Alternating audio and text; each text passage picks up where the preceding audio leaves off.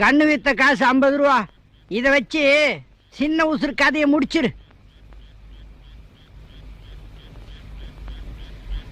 கடைசியா ஒரு தடவை இந்த பச்சை முகத்தை பாத்துறேன். ஆமா, இதுங்க மூஞ்சிய பார்த்து இறக்கப்பட்டுதான் 2 பொட்ட பிள்ளைய சுமந்துகிட்டு இருக்கேன்.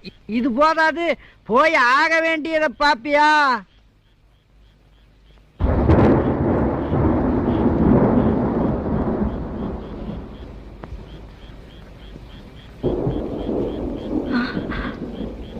நான் என்ன பண்ணுவேன் முக்காத்தா?